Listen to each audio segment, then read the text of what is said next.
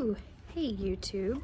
So, I'm here at work, at the Detox facility where I work, and I'm just taking a break right now, and I thought maybe I would just come out here and enjoy some nice Toy Story clouds.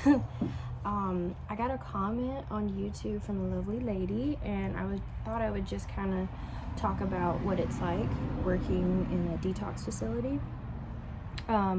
Currently right now it's about 2 o'clock in the afternoon, and I've done a group. I lead groups and I do individual sessions. Every day's different. Some days they're a little more chaotic, kind of like life. And so today I've had to kind of like really think on my feet a lot, breathe a lot, take a lot more breaks.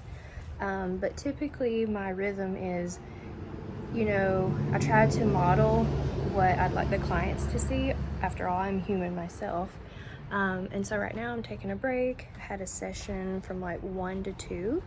Sometimes they go longer. I would say with this level of acuity, a lot of people are detoxing from different things, opioids, alcohol, other substances. And so everyone has a different system and a different rhythm. And so I check in with myself, do I have the emotional bandwidth to kind of be present? Do I need to take a break? Do I need to drink some water? And so like for me, that's what I'm doing right now. I'm coming outside, listening to the birds. Today, today's like my first work day. I work 2 days, on Fridays and Sundays. And so I've noticed that my other part-time job, my private practice, is a little different. This requires a little more structure for me personally, and so I've just learned to go with it and enjoy it. For me, I have a little more flexibility, so if anybody wants to have like a private practice, there's a lot of things behind that, and I can make a video for the lovely lady who was asking about it. But also I've just learned to, as I've gotten older, to really just take breaks. That's kind of like the biggest advice I could give, specifically in a detox or addiction facility, is that you are also a model to help them as well. And after all, we're all human. We all have our own sort of ways that we learn to cope. And what better way to help people know that by actually doing it yourself? So for me, I felt like I was feeling a little overwhelmed, overstimulated.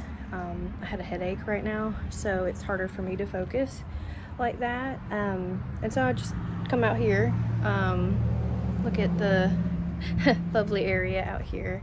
And then I think I'm gonna go try to finish that note. And usually I write down like a little bit of note of what we did in session. And then just go from there. Try not to figure out the whole day. Just do what's in front of you. Today in group, we talked a little bit about gratitude, and that really helps set the tone for some of the clients. So, but typically after this, I'll write the note down, listen to some music myself, go talk to some coworkers. I also have like a hot tea. Hot tea regulates me. So that's typically what I would do throughout a day. But yeah, when this headache hits, I said, oh, that's my cue to kind of like slow it down, regulate, and then move forward after that and see how I feel afterwards. So yeah, I just felt inspired to kind of share in the moment what's going on. But there's a little bit more, and I can go into more detail kind of after work, after I go home, what that looks like, and kind of like de-stress, detox from the detox facility. But it's a joy. It is very much a joy to work with people who are in this kind of heavy, in the valley, kind of the dark spots of life. And it's an honor and a privilege to be there for people in that environment. It does require a lot of presence. It does require a lot of patience. It does require a lot of ongoing regulation. So I'm very big on listening to my body and self-care, and I'm very big on intentionality. And so I try to walk the walk, talk the talk, that sort of thing.